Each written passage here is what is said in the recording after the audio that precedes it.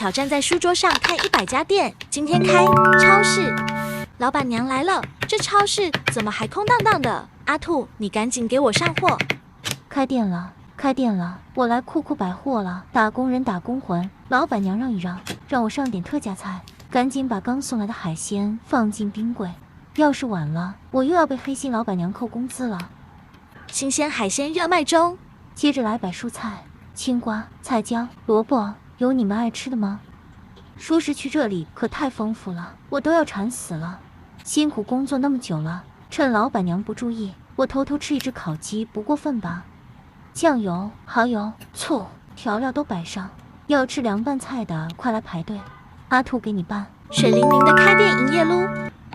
第一个客人居然是麻薯姐，给我来点莲藕、竹笋，再来2个鹌鹑蛋，加入酱料，给你搅拌搅拌，再偷偷送你一个大猪蹄子，只收你5块钱。扫这里吧。你好，这个鱼肉给我来1块。